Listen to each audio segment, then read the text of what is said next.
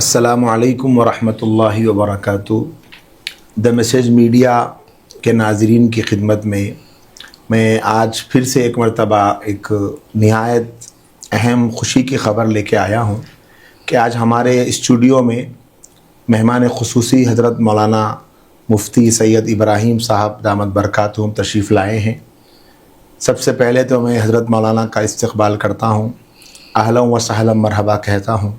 السلام علیکم ورحمۃ اللہ وبرکاتہ۔ وعلیکم السلام ورحمۃ اور اللہ مولانا آپ وبرکاتہ۔ خیریت سے ہیں؟ الحمدللہ، اللہ کا فضل۔ میں اپنے ناظرین کے سامنے یہ بتانا چاہتا ہوں کہ آج کے ہمارے مہمان خصوصی حضرت مولانا مفتی سید ابراہیم صاحب دامت برکاتہم مسجد نزہت ٹپا چبوترا آصف نگر حیدرآباد کے خطیب ہیں اور شہر حیدرآباد کے مشہور و معروف ادارہ دارالعلوم حیدرآباد کے استاد حدیث ہے، اور اسی کے ساتھ ہمارے آج کے موضوع کی مناسبت سے حضرت مولانا دامت برکاتہم کی ایک خدمت یہ بھی ہے کہ تحریک غلامان صحابہ رضوان اللہ علیہم اجمعین کے صدر محترم ہیں۔ اس تحریک کا مقصد کیا ہے، کام کیا ہے، کیوں شروع کی گئی، آپ خود مفتی صاحب کی زبان سے انشاءاللہ گفتگو کے دوران میں سنیں گے۔ آج کا ہمارا موضوع بہت ہی حساس اور انتہائی اہم ہے، حضرت امیر معاویہ رضی اللہ تعالی عنہ کی شخصیت اور ان کے کارنامے۔ میں حضرت مولانا سے اجازت چاہتا ہوں کہ آج کے موضوع پر ہم سوالات کا سلسلہ شروع کریں۔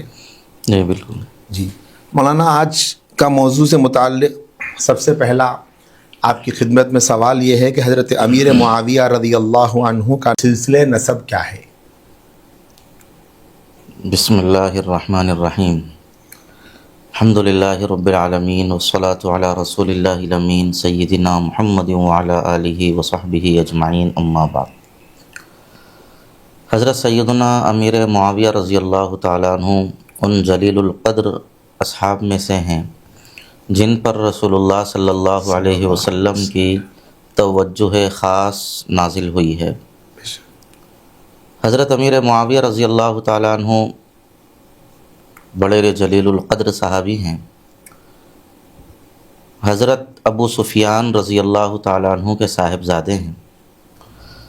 ان کا سلسلہ نسب اگر دیکھا جائے تو عبد مناف پر جا کر حضور اکرم صلی اللہ علیہ وسلم سے مل جاتا ہے۔ اچھا۔ حضرت ابو سفیان رضی اللہ تعالیٰ عنہ یہ بھی عرب کے مشہور سردار تھے، اور حضرت امیر معاویہ رضی اللہ تعالیٰ عنہ ان کے صاحبزادے ہیں۔ جیسے حضور اکرم صلی اللہ علیہ وسلم کا سلسلہ نسب مشہور ہے، محمد بن عبداللہ بن عبد المطلب بن ہاشم بن عبد مناف، جی۔ تو اس طرح حضرت امیر معاویہ رضی اللہ تعالیٰ عنہ اور حضور اکرم صلی اللہ علیہ وسلم کا سلسلہ نسب عبد مناف تک جا کر مل جاتا ہے۔ تو اس اعتبار سے دیکھا جائے تو حضور اکرم صلی اللہ علیہ وسلم سے حضرت امیر معاویہ رضی اللہ تعالیٰ عنہ کی رشتہ داری بھی ثابت ہو جاتی ہے۔ سبحان اللہ۔ مولانا، اسی طرح حضرت امیر معاویہ رضی اللہ تعالیٰ عنہ کے والد اور والدہ، ان کے ایمان کے سلسلے میں اور ان کا بھی کوئی تذکرہ ہو تاکہ ہم کو پتہ چلے کہ ان کے والدین کون تھے اور ان کے ایمان کے سلسلے میں کیا وضاحت ہے۔ حضرت امیر معاویہ رضی اللہ تعالیٰ عنہ کے والد محترم حضرت ابو سفیان ہیں۔ ابتدا میں تو یہ اسلام میں داخل نہیں ہوئے، جی۔ لیکن فتح مکہ کے موقع پر یہ ایمان میں داخل ہوئے تھے، اچھا۔ اور جیسے ہی انہوں نے اسلام کو قبول کیا، اس کے بعد اسلام کے لیے انہوں نے جو قربانیاں دی ہیں وہ احادیث اور تاریخ کی کتابوں میں بھری ہوئی ہیں۔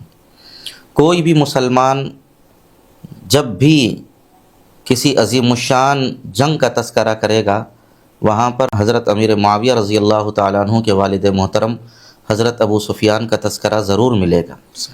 حضرت ابو سفیان نے بڑی بڑی جنگیں کی ہیں، اسلام سے پہلے بھی اور اسلام کے بعد بھی۔ جنگ احد کے اندر ان کا بڑا کردار رہا ہے مسلمانوں کے خلاف، جی۔ اور جیسے ہی انہوں نے اسلام میں اپنے آپ کو داخل کیا، اس کے بعد اسلام کے لیے انہوں نے بے شمار قربانیاں دی ہیں۔ اور یہ نہایت شریف النسب بھی تھے اور نہایت ذہین و فطین بھی تھے۔ اسلام سے پہلے بھی بہت بڑے تاجر تھے اور تجارتی قافلوں کی نگرانی بھی کرتے تھے، اور سارے لوگ ان کو امانت دار اور دیانت دار کہتے تھے۔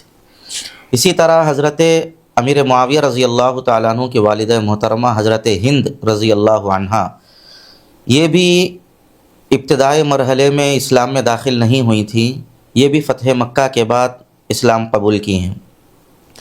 حضرت امیر معاویہ رضی اللہ تعالیٰ عنہ کی والدہ محترمہ حضرت ہند کے بارے میں بہت مشہور ہے کہ وہ نہایت ذہین تھیں، فطین تھیں، بہادر تھیں، اور جنگوں کے اندر شرکت بھی کرتی تھیں، اور لوگوں کو اس درجہ ابھارتی تھیں کہ لوگ ان کے ابھارنے کو دیکھ کر اور ان کی باتوں کو سن کر میدان جنگ میں نہایت ہمت اور حوصلے کے ساتھ آگے بڑھتے تھے۔ اچھا، حضرت ہند یہ فتح مکہ کے موقع پر ایمان لائیں۔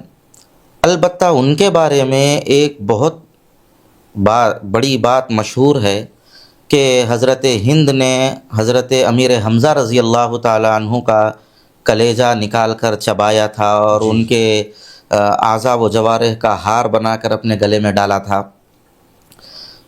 اس سلسلے میں اصل بات تو یہ ہے کہ بدر کے موقع پر حضرت ہند کے والد عتبہ اور ان کے چچا شیبہ اور اسی طرح ان کے بھائی ولید، یہ تینوں کے تینوں کا کام ہو گیا تھا اور یہ لوگ قتل ہو گئے تھے جی۔ اور حضرت امیر حمزہ رضی اللہ تعالیٰ عنہ نے عتبہ کو قتل کیا تھا، اچھا، اور حضرت ہند عتبہ کی بیٹی ہیں۔ اچھا، ظاہر سی بات ہے کہ باپ کا انتقام لینے کا جذبہ، چونکہ یہ بھی بہادر تھیں، ان کے دل کے اندر بہت رہا ہوگا، جی، اور یہ بھی مشہور ہے وہ کسی طرح یہ بھی چاہتی تھیں کہ کسی طرح میرے والد کے قاتل کو دنیا سے صفحہ ہستی سے مٹا دیا جائے، جی، اور وہ اس کے لیے کوشش بھی کرتی رہی ہوں گی، یہ بات کوئی ڈھکی چھپی نہیں ہے۔ بعض لوگ یہ بھی کہتے ہیں کہ انہوں نے ایک وحشی غلام کو بھی تیار کیا تھا جو حضرت امیر حمزہ رضی اللہ تعالیٰ عنہ کے قتل کے اوپر اس کو بار بار ابھارا کرتی تھی، اچھا، لیکن یہ بات کہ حضرت ہند نے حضرت امیر حمزہ رضی اللہ تعالیٰ عنہ کا کلیجہ چبایا تھا اور ان کے دیگر اعضاء و جوارح کا ہار بنا کر اپنے گلے میں ڈالا تھا، کسی صحیح سند سے اور کسی صحیح روایت سے ثابت نہیں ہے۔ اچھا، یہ ایک غلط فہمی ہے جو نہایت مشہور ہے، اور بلا کسی دلیل و سند کے اس کو آگے بڑھا دیا گیا، صرف اس بات کو بتلانے کے لیے کہ حضرت امیر حمزہ رضی اللہ تعالیٰ عنہ کی مظلومیت کو ثابت کیا جائے، اور حضرت امیر معاویہ رضی اللہ تعالیٰ عنہ کو بدنام کرنے کے لیے ان کی والدہ کے تعلق سے ایسے قصے اور کہانیاں بنا کر لوگوں کے سامنے پیش کیا جائے، جس سے لوگوں کو یہ احساس ہو کہ ان کی والدہ بھی حضرات صحابہ کے تعلق سے ایسا ذہن رکھتی تھی۔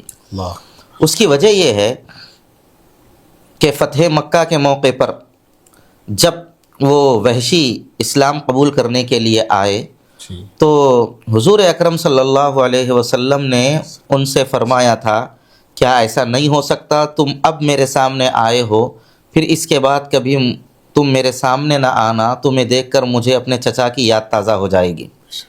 لیکن جب حضرت ہند حضور اکرم صلی اللہ علیہ وسلم کے پاس اسلام قبول کرنے کے لیے آئیں تو حضور علیہ السلام نے ان کا اعزاز فرمایا، ان کا اکرام فرمایا، اور ان کے ایمان کو حضور علیہ السلام نے بڑی اہمیت کے ساتھ لوگوں کے سامنے پیش کیا۔ اور خود وحشی کا بیان ہے، جب ان سے پوچھا گیا کہ تم نے امیر حمزہ کو کیسے قتل کیا، تو انہوں نے حضرت ہند کا نام تو نہیں بتایا، بلکہ انہوں نے یہ کہا کہ میں جبیر ابن مطعم کا غلام تھا، اور وہ مجھ سے یہ کہتے تھے کہ بدر کی لڑائی میں امیر حمزہ نے میرے چچا طعیمہ کو قتل کیا تھا، لہٰذا تم امیر حمزہ کو قتل کر دو، تم آزاد ہو جاؤ گے۔ تو میں اس لالچ میں آ کر میں نے یہ اقدام کیا۔ یہ بات بالکل درست معلوم ہوتی ہے کہ حضرت ہند کے دل میں بھی، چونکہ ان کے والد کو حضرت امیر حمزہ رضی اللہ تعالیٰ عنہ نے قتل کیا تھا تو ان کے دل میں بھی انتقام کا جذبہ ضرور رہا ہوگا، اس لیے کہ یہ بھی نہایت بہادر خاتون تھی اور میدان جنگ میں بڑا کارنامہ انجام دیتی تھیں، لیکن ان کے تعلق سے اس طرح کی باتیں کرنا یہ بالکل نامناسب ہے اور بلا دلیل و سند کے ہے۔ اللہ جزائے خیر دے مولانا، بڑی تفصیل سے آپ نے اس مسئلے کی وضاحت فرمائی۔ اس میں ایک اور سوال یہ بھی ہے کہ کچھ لوگ ہند کہتے ہیں اور کچھ لوگ ہندا کہتے ہیں، تو اصل صحیح نام کیا ہے امیر معاویہ رضی اللہ عنہ کی والدہ کا؟ اب اس کے اندر جو کتابوں کے اندر عموماً جو لکھا ہوا ہے وہ حضرت ہند ہے، جی، لیکن پڑھنے والے ہندا بھی پڑھتے ہیں اور بعض لکھنے والوں نے ہندا بھی لکھا ہے۔ اچھا، حضرت ہند عموماً یہی کتابوں کے اندر جو مشہور و معروف تصانیف ہے اس کے اندر ہند ہی لکھا ہوا ہے، لیکن اردو کی کتابوں میں اور عام طور پر جو زبان پر لوگوں کے چل پڑا ہے وہ حضرت ہندا ہیں، دونوں ایک ہی ہے۔ جی بالکل۔ اسی طرح اس بارے میں گزارش بھی ہے آپ سے کہ یہ جو بات اس طریقے سے تقریروں میں چلتی ہے، بہت سارے مقررین کے بیانات میں لوگ سن رہے ہیں۔ پچھلے زمانے میں تو حوالے دینے مشکل ہوتے تھے، اب تو سوشل میڈیا پہ سب موجود ہے۔ جی، یہ جو ابھی آپ نے تفصیل بتائی کہ حضرت امیر معاویہ رضی اللہ عنہ کی والد محترمہ نے حضرت امیر حمزہ رضی اللہ عنہ کے ساتھ وہ سلوک نہیں کیا جس کا بار بار بیانوں میں تذکرہ ہوتا رہتا ہے، یہ بات تو غلط ہے جو آپ نے وضاحت کر دی۔ گزارش یہ ہے کہ جو ہمارے مقررین اور خطبہ ہے، اگر آپ ان کو بھی اس سلسلے میں کوئی پیغام دیں کہ وہ ایسے واقعات کو بیان کرنے سے پہلے کس طرح تحقیق کریں، اور اگر بغیر تحقیق کے ایسے واقعات بیان کر دیے جائیں تو کیا نقصان ہوگا؟ اس سلسلے میں سب سے بنیادی بات یہ ہے کہ اکثر لوگ ایسی کتابیں پڑھتے ہیں جو تاریخ کی ہیں اور رتب و یابس کا وہ ملمہ ہے، اس کے اندر کوئی صحیح اور تحقیقی روایات نہیں ہیں۔ جی، تو اس طرح بعض لوگوں نے لکھ دیا ہے اور بہت سارے لوگوں نے سنی سنائی باتیں بھی لکھ دی ہیں، جی، اور جن لوگوں نے ان باتوں کو لکھا ہے عموماً وہ ابو اسحاق اور واقدی کے حوالے سے لکھا ہے، اچھا، اور ان دونوں نے اس کو جو روایت کیا ہے یہ بھی بلا سند کی روایت کیا ہے، سیرت ابن ہشام کے اندر اس کا تذکرہ موجود ہے۔ اچھا، تو اگر بالخصوص ایسے واقعات جو حضرات صحابہ کرام رضوان اللہ علیہ مجمعین کے تعلق سے بیان کیے جائیں تو پہلے اکابر علماء کی محقق تصنیفات اور ان کی تحقیقات کا مطالعہ کر لینا چاہیے، بے شک، اور مطالعہ ایک ذہن لے کر نہیں کرنا چاہیے، مطالعہ جو کرنا چاہیے وہ منصفانہ مزاج لے کر کرنا چاہیے، جی، اور اس کے اندر اس بات کی کوشش یہ کرنا چاہیے کہ جہاں تک ہو سکے ہم ایک نتیجے تک پہنچیں گے، لیکن اس نتیجے تک پہنچنے میں اس بات کا بھی بہت زیادہ خیال رکھنے کی ضرورت ہے کہ ذہن و دماغ کے اندر ایک لمحے کے لیے بھی حضرات صحابہ کی ادنا درجے کی بھی حقارت ہمارے دل میں نہ آئے، بے شک، بے شک، اس کا لحاظ رکھتے ہوئے مطالعہ کرنا چاہیے۔ اس سلسلے میں سب سے اچھی بات تو یہ ہے کہ ہمارے اکابر نے جو کتابیں لکھی ہیں ان کتابوں کا مطالعہ کیا جائے۔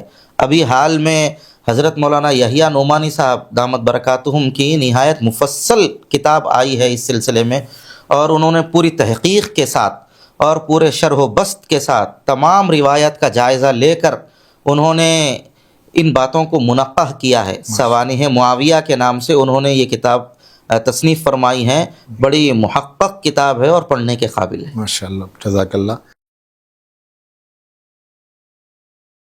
اسی طرح حضرت امیر معاویہ رضی اللہ عنہ کے بارے میں ایک اہم سوال یہ ہے کہ وہ اسلام کب لائے تھے؟ چونکہ ان کی خدمات ماشاءاللہ جیسے کہ آپ بھی بیان کر رہے ہیں، آگے بھی ہم سنیں گے، لیکن ان کے اسلام کے سلسلے میں بہت سے لوگ بہت سی باتیں کرتے ہیں، تو اس مسئلے پر بھی آپ وضاحت فرمائیں تو بڑی مہربانی ہوگی۔